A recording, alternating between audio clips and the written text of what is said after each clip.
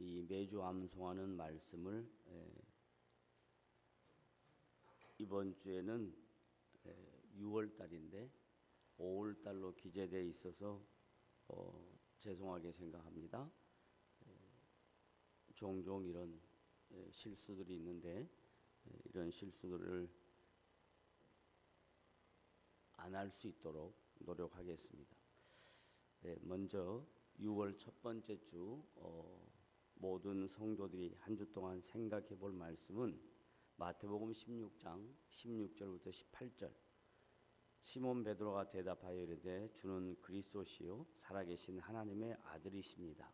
예수께서 대답하여 이르시되 바요나 시몬아 내가 복이 있도다. 이를 내게 알게 하니는 혈육이 아니요 하늘에 계신 내 아버지시니라. 또 내가 내게 이르노니 너는 베드로라. 내가 이 반석 위에 내 교회를 세우리니 음부의 권세가 이기지 못하리라. 다 같이 저가 선창하면 따라 읽으십니다. 시몬 베드로가 대답하여 이르되 주는 그리스도시요 살아계신 하나님의 아들이십니다. 예수께서 대답하여 이르시되 바요나 시몬아 내가 복이 있도다. 이를 내게 알게 하니는 혈육이 아니요 하늘에 계신 내 아버지시니라. 또 내가 내게 이르노니 너는 베드로라. 내가 이 반석 위에 내 교회를 세우리니 음부의 권세가 이기지 못하리라. 아멘. 6월 첫째 주 우리 남산교회 지체들이 함께 모여서 하나님 앞에 드리는 예배의 말씀은 구약성경 시편 95편 1절부터 8절까지입니다. 시편을 1편부터 150편까지 이렇게 살펴보면 다양한 내용으로 시편의 저자들이 시를 기록했습니다. 그 시는 주관적인 체험을 시로 옮긴 것도 아니고 그 시는 자기의 감성적 표현을 묘사한 것도 아닙니다. 성경에 기록된 시편 1편부터 150편까지의 내용은 하나님께서 다양한 사람들을 세워서 시적 표현으로 하나님 자신의 계시를 이해하기 쉽게 기록해 놓은 내용이 시편입니다. 그래서 그 시편 중에 95편은 우리가 익숙하게 들었던 내용이고 또 이 시편 말씀을 읽어보거나 들어보면 마음으로 편하게 받아들일 수 있는 내용들입니다. 그래서 오늘 시편 95편 말씀을 우리가 함께 나눌 때에 여러분들이 이 말씀을 마음속에 잘 간직하셔서 각자 개인의 신앙생활에 유익함이 있기를 주님의 이름으로 부탁을 드립니다. 아멘. 큰 소리로 해보세요. 주님의 이름으로 부탁을 드립니다. 아멘. 예. 자, 그러면 여러분이 지금 여기 앉아 계신 연령층이 너무 다양한데 이 연령층대로 좋아하는 노래의 장르가 있습니다. 보편적으로 20대 이하 10대까지는 요즘 유행하고 있는 노래의 장르가 뭐죠?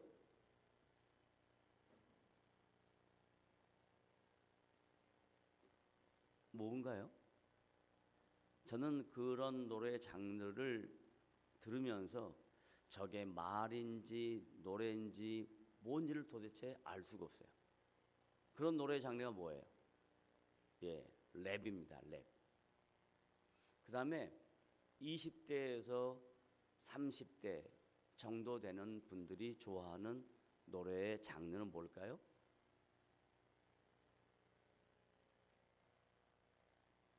목사님, 우리는 노래 안 들어요? 아니요. 맨날 끼워놓고 듣고 있던 게 노래던데 뭘. 어떤 장르에? 또 40대, 50대, 60대 노래 장르가 다 다릅니다. 그런데 장르는 달라도 대중적 가요는 전부 다 사람이 중심이 되는 겁니다. 사람이. 그래서 작사자나 작곡자가 자기가 인생을 살면서 경험했던 것들, 추구하고 싶었던 것들, 느꼈던 것들, 그리고 이루고 싶은 것들을 그 노래 안에 가사 말로, 곡으로 만들어 놓은 것입니다. 그런데 재미있는 것은 어떤 노래든지 오래가지 않습니다. 한 세대가 지나가면 잊혀지고 맙니다. 저희 시대에 유명했던 가수들 몇 분 계시는데 저 연배에서 얘기하면 그래 맞아 그렇게 하겠지만 아랫세대는 전혀 모를 거예요. 먼저 학생들, 정겸이 어디 갔냐? 정겸이 오늘 안 왔냐? 상희, 이미자 씨 아니? 들어봤어? 그 사람 이미자 씨가 부른 노래 히트곡 뭔 줄 알아? 동백아가씨라는 게 있어요. 동백아가씨. 그러면 우리 세대 정도에 계신 분들은 그 동백아가씨의 가사말이나 곡조에 대해서 익숙합니다. 그리고 무슨 의미인가 이해가 됩니다. 그런데 아랫세대는 전혀 모릅니다. 요즘 아랫세대들이 하는 랩, 어른 세대는 또 전혀 무슨 말인지 모릅니다. 이처럼 사람이 중심이 되어서 만들어진 대중가요는 시대에 따라서 상황에 따라서 잠깐 반짝였다가 없어지고 맙니다. 그런데 성경에 기록된 이 시편은 노래인데 시적 표현인데 기록된 지가 얼마가 됐냐면 3000년이 됐습니다. 3000년 동안 계속 하나님의 백성들에 의해서 불려집니다. 하나님의 백성들에 의해서 고백이 되는 겁니다. 이건 시 공간이 필요가 없습니다. 대중가요는 시간과 공간에 따라서 다릅니다. 왜냐하면 인간이 주체가 되어서 인간이 자기의 느끼는 감정, 경험했던 내용, 그리고 보편적으로 모든 인간들의 공통된 주제인 사랑, 이것을 주제로 해서 다양한 대중적 음악을 만들어내는 거예요. 그것이 필요 없다는 얘기가 아닙니다. 필요합니다. 그러나 이것은 영원한 것이 아니다. 성경에 기록된 이 시편 말씀은 시간과 공간과 관계없이 영원한 하나님의 말씀의 표현 방식이 노래로, 시로 표현된 것인 뿐입니다. 그러면 하나님의 말씀을 노래로, 시로 표현했던 이유가 뭐냐? 3000년 전에 하나님의 언약 백성들이 인생을 살면서 인생이 매우 고달팠습니다. 예나 지금이나 모든 인간들의 삶은 고달픔의 연속입니다. 즐거움도 분명히 있습니다. 그러나 그 즐거움보다 더 많은 것들이 인생에게 있는 무거운 짐이고 고달픔입니다. 그런데 3000년 전에 하나님의 언약 백성들은 자신의 고달픈 인생에 대하여 뭘 생각하냐면 상황을 생각하지 아니하고 환경을 생각하지 아니하고 하나님을 생각했습니다. 따라하십시다. 인생이 고달플 때 상황을 생각하자. 환경을 생각하자. 누구를 생각하라? 하나님을 생각하라. 하나님을 생각하라. 그래서 하나님을 생각하면서 불렀던 표현 방식이 시로 나타났고 시로 나타난 내용이 오늘 시편 95편 말씀이에요. 오라 우리가 여호와께 노래하자. 봐보세요. 제가 방금 뭐라고 얘기했냐면 예나 지금이나 인생은 고달프다 고달프지 않다. 고달프다 그랬어요. 근데 고달픈데 어려운데 고통스러운데 그들의 반응은 뭐였냐면 노래였어요. 이게 아이러니하잖아요. 고달프면 화를 내고 짜증을 내고 상황과 환경을 탓하고 그리고 다른 행동으로 나가는 것이 보편적이고 이성적인 판단인데 성경을 보니까 고달픈 인생인데 그들이 이 고달픈 인생 속에서 여호와께 노래했어요. 여호와께 노래했어요. 여러분들도 인생을 살아가면서 다양한 고달픔이 있으면 세상 노래도 중요하지만 그래도 잠시 잠깐 마음을 또 여러분의 형편과 여러분의 처지가 같이 동반작용을 해서 조금이라도 여러분의 마음이 여러분의 감정이 누그러질 수는 있지만 그건 잠시 잠깐이에요. 그런데 영원한 것은 뭐냐면 여러분의 삶 속에 많은 문제가 있을 때 어려울 때 고통 속에 있을 때 여호와께 노래하는 이 찬양이 들려지면 이 찬양을 통해서 여러분의 심령이 회복된 줄로 믿으시기를 바랍니다. 아멘. 따라하세요. 찬양은 내 심령을 회복시킨다. 찬양은 우리의 심령을 회복시키는 능력이 있어요. 왜냐하면 신앙의 고백이기 때문에 그래요. 그 고백을 오늘 어떻게 했는가 보세요. 그 다음 말씀 우리의부터 함께 읽습니다. 시작. 우리의 구원의 반석을 향하여 즐거이 외치자. 누구한테 노래하자고요? 아니, 오늘 본문대로 하자면 우리의 구원의 반석. 무엇의 반석? 구원의 반석. 구원의 반석을 다른 말로 쉽게 말하면 구원의 토대, 구원의 기본, 구원의 본질 이런 뜻이에요. 그러면 이스라엘 백성들이 고통 중에 있었는데 어려움 속에 있었는데 그 어려움에 있는 것은 상황이고 본질적인 것은 하나님이 자기들을 구원해 내신 것이 가장 중요한 삶의 모토였다. 삶의 기본이었다 이 말입니다. 여러분도 마찬가지예요. 모두 다 삶이 어려운 일이 있는데 고통스러운 일이 있는데 그 어려움과 고통 속에 가장 중요한 게 뭐냐? 내가 예수 믿고 구원받고 하나님의 자녀된 것이 여러분의 인생의 가장 큰 축복이고 여러분의 인생의 가장 큰 기적인 것을 믿으시기를 바랍니다. 아멘. 다시 한번 여러분의 인생의 가장 큰 축복이 구원인 것을 믿으시기를 바랍니다. 아멘. 자, 그러면 왜 그분이 우리의 인생에 구원을 허락하시고 여러분을 하나님의 자녀로 삼으셨는가 하는 것을 그 다음 이제 설명하는데 3절에 다 같이 한번 읽어봐요. 시작. 여호와는 크신 하나님이요 모든 신들보다 크신 왕이시기 때문이로다. 그 이유를 설명해 놨잖아요. 여러분을 구원해 주신 하나님이 누구신가? 그분은 크신 분이다. 모든 신들보다 더 뛰어나신 분이다. 높으신 분이다. 이게 비교급 같은데 다른 세상의 신들과 비교할 수 없는 분이다라는 것을 설명하는 겁니다. 왜냐하면 그 다음 4절부터 보면 비교가 되지 않는 내용을 기록해 놨어요. 4절 다 같이 시작. 땅의 깊은 곳이 그의 손 안에 있으며. 여러분 손 한번 펴보세요.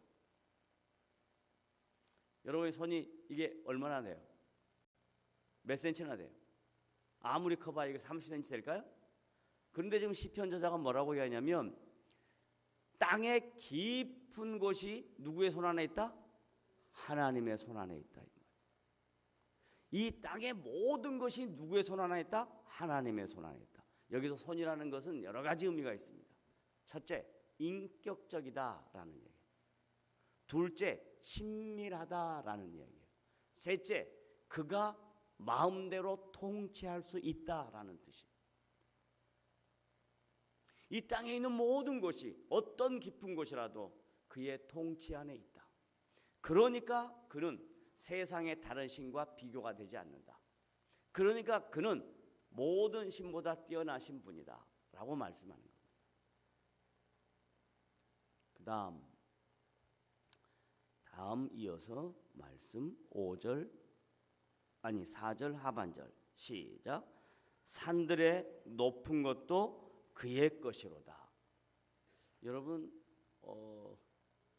어떤 분이 저에게 보낸 카톡 중에 세계의 아름다운 곳 그래서 뽑아가지고 보냈는데 그 중에 다양한 산의 모습들이 세계의 아름다운 영상 안에 들어가 있더라고요. 여러분 중국에 가면 명산들 많이 있습니다. 장각에 한국 사람들 많이 가보셨잖아요. 그래서 장각에 가면요, 그 중국 사람이 다 말은 못해도 이런 말은 잘해요. 1,000원 싸다 싸. 이건 너무너무 잘해요. 그 다음에 좀 이따 가면 1,000원 2개 이래요. 처음에 갈 때 한국 사람들은 모르니까 1,000원 별 의미가 없다고 생각해서 그냥 생각 없이 삽니다.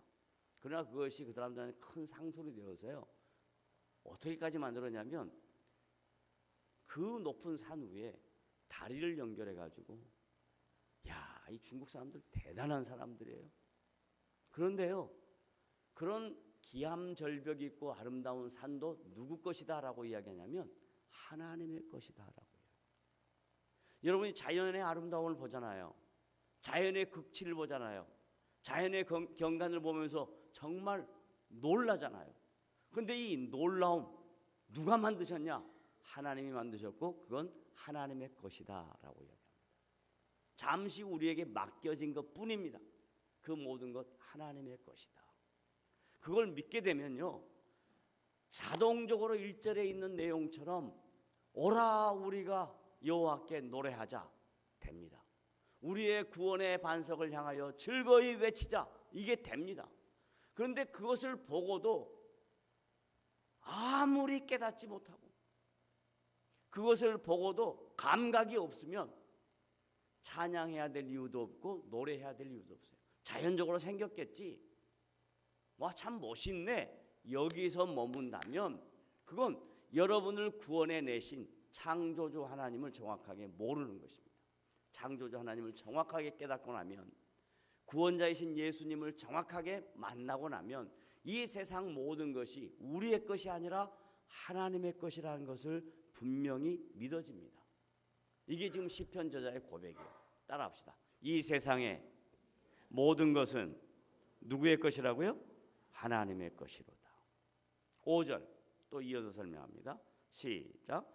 바다도 그의 것이라 그가 만드셨고 육지도 그의 손이 지으셨도다. 이 세상 모든 만물이에요. 바다와 육지 두 개로 딱 나눠져 있습니다. 우리 눈으로 보기에는 육지가 더 많은 것 같아요. 그런데 그러지 않습니다. 바다가 훨씬 더 면적이 많습니다. 여러분, 이 바다 속에 있는 수도 없이 많은 해양 생물들 한번 생각해 보세요. 낚시 좋아하시는 분들 낚시하러만 가가지고 자기가 잡은 고기 보고 즐거워할 것이 아니라 한번 가만히 봐보세요. 바닷속에 저 수도 없이 많은 생물들이 어떻게 지금까지 존재하고 있을까? 그래가지고 내 손에 걸렸을까? 낚시하러 가가지고요, 한번 이 손맛을 보면 거의 갑니다. 거의 그냥 다다다다다 하면 그냥 갑니다. 그 맛에 다 가거든요. 그런데 그것밖에 몰라요. 그거 하러 가서 저 수평선을 바라보고 그 수평선 아래에 있는 이 해양 생물들을 생각하면, 야, 하나님의 창조 솜씨가 이렇게 놀랍구나. 언젠가 우리 베드로 장로님하고 지금부터 한 10여 년 전인 것 같습니다. 낚시를 하러 갔다가 저 안흥이라는 곳에서, 태안 안흥이라는 곳에서 배를 타고 약 4시간 반을 나갔더니 공해상을 나갔어요. 그랬더니 밑으로 내려가는데 얼마 정도 내려가냐면 80m에서 100m가 내려갑니다. 낚싯줄이. 다들 그냥 거기서 큰 고기 잡아보려고 난리예요. 근데 저는 배 앞에 가만히 앉아서 무슨 생각을 했냐면요, 두 가지 생각을 했어요. 첫째, 야, 너무나 아름답구나. 누가 이렇게 아름답게 만들었을까? 하나님의 작품이 이렇게 멋있구나. 이거 생각했고요. 두 번째, 여기서 빠져 죽고 싶다. 이게 나르시즘입니다. 그리스 신 중에 너무 아름다워서요. 그 아름다움 속에 빠져서 자기가 죽는 거예요. 그게 나르시즘이에요. 제 마음속에 딱 그 생각이 들어요. 야, 여기서 빠지면 얼마나 좋을까? 얼마나 멋있을까? 죽어버릴까? 딱 그런 마음이 드는데요. 그 다음 누가 생각이 났을까요? 교인이 생각났다 그러면 얼마나 좋겠어요. 교인 생각 안 나요. 뭐 생각났을까요? 하나님이 아직도 나에게 요구하시는 남은 여생이 있기 때문에 그것 때문에 다시 돌아서서 왔습니다. 여러분, 이 바다에 가서 이 바다를 한번 보면요, 기가 막혀요. 저는 어릴 때부터 제 방문을 딱 열면 이 정도 높이라면 저기서 한 100m 떨어진 곳이 바다 있습니다. 여수 앞바다 있습니다. 여수 밤바다입니다. 그런 아름다운 노래도 있죠. 그건 매일 보고 자랐습니다. 정말 바다는 아름답습니다. 근데 이 아름다운 바다, 대한민국 바다만 아름다운 줄 아세요? 태평양 가보세요. 인도양 가보세요. 대서양 가보세요. 수도 없이 많은 이 바다를 누가 만드셨냐? 하나님이 바다도 만드셨다. 그러니 그 놀라우신 하나님 앞에 찬양하지 않겠느냐? 노래하지 않겠느냐라고 반문하는 겁니다. 바다도 하나님이 만드셨고, 그 다음에 육지도 그의 손이 지으셨도다. 마찬가지로 지금 우리가 살고 있는 이 시대에 수도 없이 많은 곳에 가면 아름다운 곳들이 있습니다. 자, 그래서 이제 우리가 어떻게 해야 되냐? 6절 다 같이 읽습니다. 시작. 오라 우리가 굽혀 경배하며. 여러분, 경배할 때 어떻게 경배하라 그래요? 굽혀. 굉장히 중요한 단어예요. 보편적으로 인간들은, 특별히 남자들은 생존 경쟁에서 살아남기 위해서 어디에다가 자기가 굽혀야 된다는 것을 금방 압니다. 그래서 권력 앞에 쉽게 굽힙니다. 물질 앞에 쉽게 굽힙니다. 다양한 상황 속에 리더 앞에 쉽게 굽힙니다. 그건 왜 그러냐면 살아남기 위함이에요. 여자들은 그게 참 약합니다. 왜냐하면 네 잘났냐? 나도 잘났어. 이게 여자들한테 다 있습니다. 그래서 쉽게 여자들은 상대방 여자에게 빨리 굽히지 않습니다. 근데 남자들은 어릴 때부터 생내적으로 딱 그냥 뭐 하냐면 순서가 딱딱딱 정해집니다. 그래서 금방 그게 됩니다. 그런데 중요한 것은 하나님은 눈에 보이시잖아요. 하나님은 영이시기 때문에 눈에 보이지 않습니다. 그런데 성도가 본질적으로 하나님 앞에 나올 때 경배하기 전에 먼저 그분의 위엄 앞에, 그분의 권능 앞에, 그분의 능력 앞에 여러분 자신을 낮추어야 됩니다. 이걸 신약에서는 뭐라고 묘사했냐면 모든 것이 주께로부터 왔고 모든 것이 주로 말미암고 모든 것이 주에게로 돌아간다 하는 이 사상을 갖고 주님 앞에 나올 때, 그리고 여러분의 인생을 살아갈 때 가장 먼저 여러분이 굽혀야 될 대상은 하나님이다라는 얘기예요. 근데 눈에 하나님이 안 보이니까 자꾸 하나님의 높으심에 대하여 인식을 하지 못해요. 여러분이 하나님 앞에 겸손하지 못해요. 가장 중요한 것은 하나님이 어떤 분인지를 알면 알게 된 개개인이 하나님 앞에 겸손하게 됩니다. 따라합시다. 하나님은 창조주요 구원자이시니 나는 하나님 앞에 겸손해야겠다. 겸손해야 됩니다. 하나님 앞에 겸손. 하나님 앞에 겸손하게 되면 자동적으로 사람들 앞에도 겸손함이 나타날 수 있어요. 그런데 겸손함이 나타나지 않고 의시되는 사람은 다른 말로 말하면 하나님 안 보이고 내가 이루었다라고 생각하는 거예요. 여러분 세상에 나가서 사람들을 만나봐요. 세상 사람들 중에서 돈 많고 능력 많고 대단한 권력을 갖고 있는 사람들 머리 안 굽히잖아요. 의시되잖아요. 왜 그러냐? 내가 했다라고 생각하기 때문에 그렇습니다. 그런데 복음이란 신앙이란 뭐냐? 하나님이 어떤 분이냐? 그 하나님이 나를 어떻게 구원해냈냐? 그리고 내 인생을 여기까지 그분이 인도해 내셨으니 하나님 앞에 머리 숙여야 되겠다. 하나님 앞에 겸손해야겠다. 그러면 자동적으로 사람 앞에도 겸손해집니다. 사람 앞에 자기를 증명하는 의시되는 것은 하나님이 내 인생을 어떻게 인도했다는 것을 아직도 모르고 있다라는 얘기예요. 하나님이 내 인생을 여기까지 선하게 인도하셨다는 걸 알면 겸손해질 수밖에 없어요. 그래서 사도 바울은 우리에게 이렇게 말씀하세요. 따라하십시오. 빌립보서 2장 5절이에요. 너희 안에 이 마음을 품으라. 곧 그리스도 예수의 마음이니. 그 다음은 따라하지 않아도 돼요. 그는 근본 하나님의 본체시나 하나님과 동등됨을 여길 것으로 취하지 아니하시고 오히려 자기를 비어 종의 형체를 가져. 이렇게. 이게 뭔 말이냐? 하나님 앞에 나올 때 머리를 굽혔다. 하나님의 아들이신 예수 그리스도도 그분 앞에 하물며 피조물인 여러분이 뭐가 그렇게 대단하십니까? 여러분이 이루어놓은 업적이 뭐가 그렇게 엄청납니까?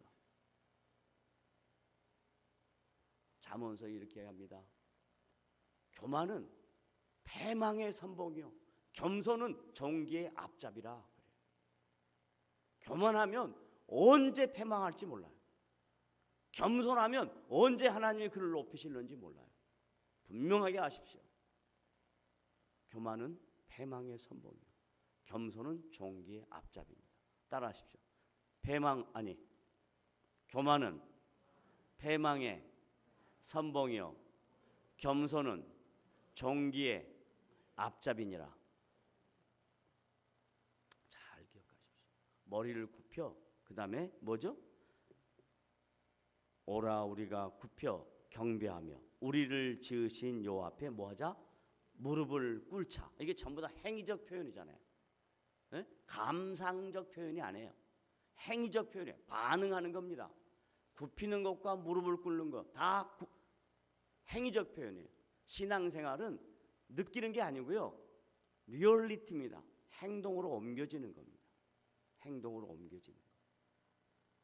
마지막 7절, 8절 이제 그렇게 강하게 얘기해 놓고 또 시편 저자가 부드럽게 관계성을 설명합니다. 다 같이 시작. 그는 우리의 하나님이시요 우리는 그가 기르시는 백성. 여기서 여러분 제일 중요한 단어가 뭘 것 같아요? 기르시는. 여러분 가만히 생각해 봐요. 기르시는. 좀 맞지 않는 표현이지만 여러분이 이해하기 쉽게 설명하려고 이런 표현을 씁니다. 지금 예배당 저쪽 바깥에 1층에 조그맣게 한 평 반 정도 되는 곳에 철망을 쳐놓고 하얀 닭 2마리, 검은 닭 2마리. 검은 닭은 오골개는 걸 정확하게 알아요. 근데 하얀 닭은 무슨 닭인지 잘 모르겠어요. 제가 받아서 제가 키워보고 있습니다. 기르고 있습니다. 그런데 아침에 일어나서 하나님께 아뢰고 그 다음 제일 먼저 하는 일이 뭐냐면요. 저 먼저 안 챙기고 어디부터 간 줄 아세요? 닭한테 먼저 갑니다. 닭한테. 가서 어떻게 저녁에 잘 잤나? 혹시 고양이가 와가지고 물어가지 않았나? 어느 날 왔더니요. 2마리가 없어요. 검은 그게 2마리가 없어요. 처음에 제대로 안 만들어 놨거든요. 근데 몇 개월 안 된 게 훅 날아가지고 저 밑으로 떨어졌어요. 그래서 그 밑에 밭에서 2마리가 모이를 주워 먹고 있더라고요. 그래서 제가 어떻게 찾을 수가 없어서 우리 김 목사님 빨리 불러가지고 찾아가지고 다시 넣어놨어요. 그리고 며칠 있다 또 와보니까 1마리가 없어요. 이제 정말 잊어버렸구나. 그런데 한나절 지났는데 또 저쪽 숲속에 있어가지고 또 찾아가지고 잘 지금 키우고 있습니다. 그러면서 뭘 알았냐? feeding, 기르는 것을 알았어요. 기르는 것이 뭔 줄 아십니까? 여러분 부모님 다 부모님이시잖아요. 또 여기 자녀가 있잖아요. 자녀들이 알아야 될 게 뭐냐? 내 부모가 나를 어떻게 길렀는가? 밤에 자지 않고 그 아이의 먹는 시간에 따라서 일어나서 먹이고 입히고 씻기고 재우고 이런 일들을 부모가 피딩을 했단 말이에요. 길렀단 말이에요. 그걸 아는 사람은 딱 뭘 하냐면 하나님이 우리를 어떻게 길렀냐면 우리의 인생 속에 찾아오셔서 예수 믿게 하시고 여러분의 전 인생 속에 하나님이 길러가고 계셔요. 그걸 만들어가고 계신다.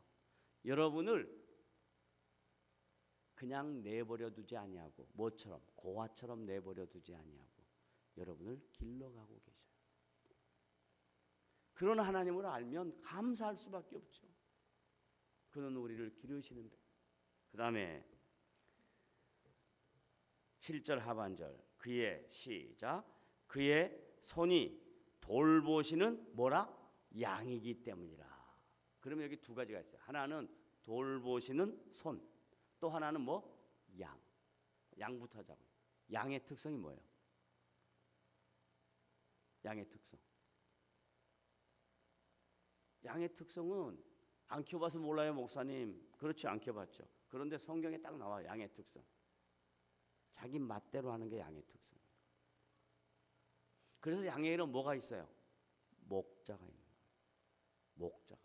목자를 따라가야, 목자의 음성을 들어야 그 양이 정상적으로 자라갈 수 있는 거예요. 그럼 여기서 양은 누구고 목자는 누구냐? 대부분 어떻게 생각하냐면 양은 성도고 목자는 목사라고 생각해요. 틀렸어요. 양은 성도는 맞아요. 목자는 누구냐? 예수님이에요. 그래서 예수님은 자기 자신을 가리켜서 선한 목자라 그래요. 그러니까 여러분은 누구를 따라가냐면 예수님을 따라가는데 예수님을 따라가도록 돕는 게 목사예요. 근데 여러분은 자꾸 어떻게 생각하냐면 목사가 목자고 여러분은 자꾸 목사를 따라가야 된다고 생각해요. 아니에요. 따라하세요. 양은 나다. 큰 소리. 양은 나다. 목자는 목사님이다. 예수님이다. 예수님 따라가세요. 예수님. 그래서 우리는 양의 특성이 있어서 자기 맛대로 하고 싶은 성향이 있는데 이 자기 맛대로 하고 싶은 성향을 주님이 우리를 길러가고 계세요. 근데 이제 기르시는 방법이 뭐냐면 아까 뭘로? 돌보는 손으로. 손이 뭐라 그랬어요? 세 가지 설명했어요. 방금 전에. 어떻게 알아요, 목사님? 다시 리플레이 할까요? 뭐요? 세 가지. 첫 번째, 손. 인격이라 했잖아요. 인격. 그러니까 목자이신 예수님과 양인 우리 사이의 관계가 일방적인 게 아니라 이 말이에요. 기계적인 게 아니라 이 말이야. 일방적인 것이라는 것이 아니고 어떤 것이라고요? 인격적인 것이라. 인격적이라는 것은 우리의 형편과 처지와 능력과 이걸 다 감안하는 거예요. 수준 감안하는 거예요. 수준이 안 되는 사람에게 높은 건 맡기지 않아요. 하나님이 길렀다가 수준이 되면 그 다음 맡기는 거예요. 이게 인격이에요. 근데 교회에서는 대부분 그냥 무조건 하죠. 그건 교회가 잘못 가고 있는 것 중에 하나입니다. 자, 인격적이다. 그 다음에 손은 뭐라 그랬어요? 친밀하다 그랬잖아요. 친밀한 거예요. 친밀한. 주님이 우리를 만들어 갈 때 친밀하게 만들어 가세요. 여러분은 모르세요. 그러나 주님은 여러분을 친밀하게 인도하고 계신다는 것을 믿으셔야 합니다. 마지막 세 번째 뭐였어요? 통치하신다. 여러분을 다스려 가신다라는 겁니다. 그래서 이제 그런 관계성을 가졌으니 그 다음 말씀이에요. 왜냐하면 우리가 어떤 존재인가를 너무 잘 알기 때문에 그 다음 말씀 결론으로 갖다 붙인 거예요. 다 같이. 너희가 언제? 오늘. 그러면 그 오늘은 언제일까? 3000년 전 오늘이에요. 그런데 이 오늘이 3,000년 전만 오늘이 아니라 오늘의 오늘이 오늘이에요. 다른 말로 말하면 신앙생활은 목사님 좀 이따 할게요. 이건 신앙생활 안 해요. 목사님 제가요 과거에는 이거 신앙생활 안 해요. Now 오늘 따라서요. 신앙생활은 언제 한다? 오늘 now 지금 한다. 근데 대부분 뭐라 그러냐면 목사님 좀 이따 할게요. 그걸 다 뭐 때문에 하냐면 저가요 형편이 나아지면요. 저가요 뭔가 뭐 좀 나아지면요. 이런 거예요. 절대 못합니다. 나아져서 되는 사람 없어요. 지금 하는 거예요. 지금. 과거에 했습니다 하는 과거 지향적 신앙생활 정말 골치 아파요. 신앙생활은 지금 하는 거다. 오늘 너희가 오늘 그다음 시작. 그의 음성을 듣거든 줄 그어놓으세요. 밑줄 자. 그의 음성이 뭐냐? 목사님 나는 하나님의 음성을 들어요. 없어요. 다 틀린 거예요. 그의 음성이 뭐냐? 하나님의 말씀이 말씀. 성경 말씀을 듣거든. 8절 시작. 너희는 무리바에서와 같이 또 광야의 마사에서 지냈던 날과 같이. 이거 과거의 일인데요. 무리바는 다툼입니다. 마사에서는 시험입니다. 될까? 안 될까? 또 하나 다툼. 이게 맞다 저게 맞다 하는 다툼입니다. 다툼하지 마라. 신앙생활하면서 시험하지 마라. 그럼 뭐 해야 되냐? 너희 마음을 뭐하게 하지 마라? 완악하게 하지 말라. 그럼 완악한 건 어디의 결론이에요? 다툼과 시험의 결론이 완악이죠. 그러면 다툼 안 하고 시험 안 하면 완악해지지 않으면 어떠냐? 순전한 마음. 오늘 이 시편 저자의 고백처럼 오라 우리가 여호와께 노래하며 우리의 구원의 반석을 향하여 즐거이 외치자. 순전하게 받아서 그래 나는 내 삶의 목표와 목적을 주님의 이름을 높이며 살아야겠다. 이렇게 살아가는 사람에게 하나님이 날마다 선하게 우리의 인생을 길러가시겠다 약속한 말씀이에요. 그런데 맨날 마사에서처럼 다투고 시험하고 무리바에서처럼 다투고 그러면 완악해진 삶 속에는 엉겅퀴와 가시와 다양한 문제들이 우리의 인생 속에 있을 수밖에 없다. 왜? 그것은 하나님이 길러가시는 과정이기 때문에 그렇다라고 답을 내는 겁니다. 자, 오늘 시편 95편 1절부터 8절까지 말씀 생각했는데 정리하겠습니다. 따라하십시오. 하나님은 온 우주 만물의 창조주이시다. 두 번째입니다. 하나님은 지금 이 시간에도 우리의 인생을 다스리신다. 두 번째입니다. 세 번째입니다.